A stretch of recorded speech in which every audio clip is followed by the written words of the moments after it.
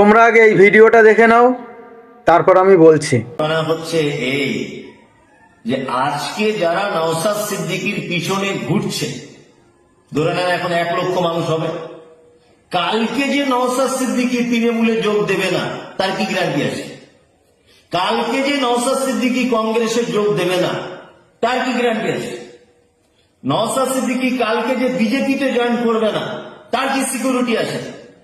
নওশাদ সিদ্দিকীকে যদি এখন বড় একটা পদ দিয়ে দেওয়া হয়, কংগ্রেস থেকে হোক, তৃণমূল থেকে হোক, বিজেপি থেকে হোক, উনি যদি সেই পদের লোভে চলে যান, তাহলে এতদিন পর্যন্ত যে গরিব, নিরীহ, অসহায়, গ্রাম্য, খেটে খাওয়া মানুষগুলো ওনার পিছনে ঘুরেছেন, তাদের অবস্থাটা কি হবে?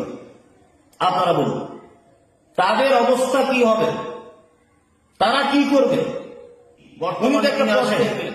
নওশাদ সিদ্দিকী যে কালকে আমাদের ছেড়ে চলে যাবে না তার সিকিউরিটি কি আছে? কালকে তো চলে যেতে পারে। কালকে যদি উনি তৃণমূল সরকারের সঙ্গে যোগ দেয়, তাহলে এই যারা তৃণমূলের বিরুদ্ধে, মমতা ব্যানার্জির বিরুদ্ধে যে আন্দোলন করছে, তাদের অবস্থা কি হবে? তারা তো সব খেটে খাওয়া মানুষ। উনি তো ভিআইপি গাড়ি নিয়ে, জেট ক্যাটাগরি সিকিউরিটি নিয়ে, কেন্দ্রের ফোর্স নিয়ে ঘুরবেন। আর খেটে খাওয়া মানুষ গ্রামে যারা নওশাদ সিদ্দিকী করে পাগল হয়ে যাচ্ছিলেন, উনি যদি তৃণমূলে যোগ করে, এই গরিব মানুষগুলোর কি হবে? তো আজকে খুব সম্মানের সাথেই বলবো যে মুমতাজুল, তুমি জলসা করো, ওয়াজ করো, ঠিক আছে,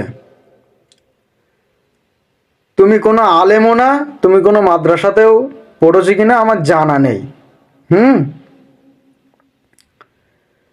নওশাদ ভাইজান হচ্ছে তোমার মতন ওই রকম মুনাফেক না যে ওই বলবো বাবরি মসজিদ কিসের জন্য হবে, কি কেন বাবরের নাম দেবে, মসজিদের বিরোধিতা করবো, আর যেই হুমায়ুন কবির একটা বাইট দেবে তারপরেই ঘুরে গিয়ে আবার বিড়াল হয়ে হুমায়ুন কবিরের সুনাম করব।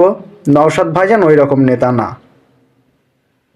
ওটা তোমার আদাত, তোমার অভ্যাস, তোমার আচার আচরণ ওই রকম হতে পারে। আর তুমি আদার ব্যাপারী হয়ে জাহাজের খোঁজ নিও না, কারণ নওশাদ ভাইজান ওনার যা যোগ্যতা, তোমাকে সেই যোগ্যতা অর্জন করতে গেলে তোমার এখনও 20-30 বছর হয়তো মাদ্রাসাতে পড়তে হবে।